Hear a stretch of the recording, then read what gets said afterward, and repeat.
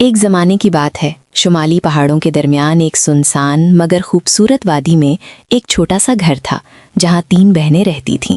उनके वालिदैन बहुत पहले दुनिया से जा चुके थे, इसीलिए अब वो एक दूसरे का ही सहारा थीं। सबसे बड़ी बहन का नाम ज़रमीना था, दरमियानी का नाम नादिया और सबसे छोटी का नाम हानिया था। हानिया निहायत सादा, नर्म दिल और बेहद खूबसूरत थी। उसकी मुस्कुराहट में अजीब सी कशिश थी जो हर देखने वाले के दिल को छू लेती थी। लेकिन उसकी दोनों बड़ी बहनें गुरूर और खुदपसंदी में डूबी हुई थीं। वो दिन भर खुद को संवारने में लगी रहती और घर के तमाम काम हानिया के जिम्मे डाल देती। हानिया खामोशी से सब कुछ बर्दाश्त करती और मोहब्बत से अपनी बहनों की खिदमत करती रहती। एक दिन ज़रमीना और नादिया के दिल में ये ख्याल आया कि आखिर उनमें सबसे ज़्यादा खूबसूरत कौन है। दोनों ने आपस में बहस शुरू कर दी। मैं सबसे ज्यादा खूबसूरत हूँ। नहीं, मैं ज्यादा खूबसूरत हूँ। चलो बाहर किसी से फैसला करवाते हैं। तो उन्होंने फैसला किया कि कुदरत से पूछा जाए। अगली सुबह वो हानिया को साथ लेकर एक सरसब्ज मैदान में गईं जहाँ रंग बिरंगे फूल खिले हुए थे। उन्होंने फूलों से सवाल किया कि उनमें सबसे ज्यादा हसीन कौन है। हवा में एक मध्यम सी आवाज गूंजी कि तुम दोनों अपनी जगह खूबसूरत हो, मगर तुम्हारी छोटी बहन हानिया तुम सबसे ज्यादा हसीन है। ये सुनकर उनके दिलों में हसद की आग भड़क उठी। उन्होंने हानिया को नीचा दिखाने के लिए मुख्तलिफ हीले आजमाए। कभी उसे पुराने कपड़े पहनाए और खुद कीमती लिबास में सज गईं, कभी जेवरात से लदी हुई उसे मिट्टी में लिपटी हालत में ले गईं, मगर हर बार जवाब यही मिला कि हानिया ही सबसे ज़्यादा खूबसूरत है।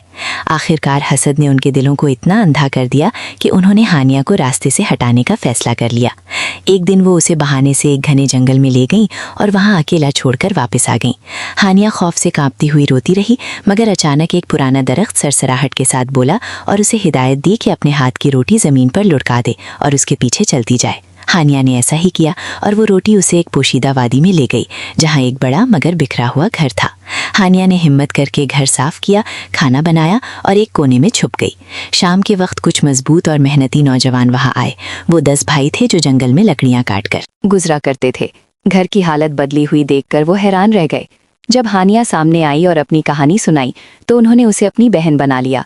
यूं हानिया को एक नया घर और एक नया खानदान मिल गया जहां उसे मोहब्बत और इज्जत मिली। इधर ज़रमीना और नादिया को जब पता चला कि हानिया जिंदा है और खुशहाल जिंदगी गुजार रही है तो उनका हसद मजीद बढ़ गया। उन्होंने उसे ख़त्म करने के लिए एक जहरीला खाना तैयार किया, मगर हानिया की समझदारी से वो कोशिश नाकाम हो गई।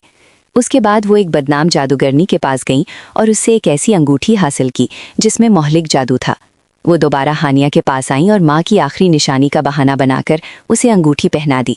जैसे ही हानिया ने अंगूठी पहनी, उसका जिस्म बेहिस हो गया और वो ज़मीन पर गिर पड़ी। जब शाम को वो भाई वापस आए तो अपनी प्यारी बहन को बेजान देखकर टूट गए। उन्होंने उसे एक खूबसूरत शीशे के संदूक में महफूज कर दिया। कुछ अरसे बाद एक नौजवान शहजादा जिसका नाम फरीद था, शिकार के दौरान इस वादी में आ निकला। उसने जब हानिया को देखा तो उसकी खूबसूरती और मासूमियत से मुतासिर हो गया। उसे शक हुआ कि ये कोई आम मौत नहीं, चुनाचे उसने गौर से देखा और हानिया की उंगली से अंगूठी उतार दी। जैसे ही अंगूठी उतरी, जादू टूट गया और हानिया ने आंखें खोल दी। ये मंजर देखकर सब खुशी से झूम उठे। शहजादा फरीद ने हानिया से मोहब्बत का इजहार किया और जल्द ही दोनों की शादी हो गई। बाद में जालिम बहनों को उनके जराइम की सज़ा मिली और उन्होंने अपनी बाकी ज़िंदगी पछतावे में गुजारी, जबकि हानिया, शहजादा और उसके मुंह बोले भाई खुशी, मोहब्बत और सुकून के साथ अपनी ज़िंदगी गुजारते रहे।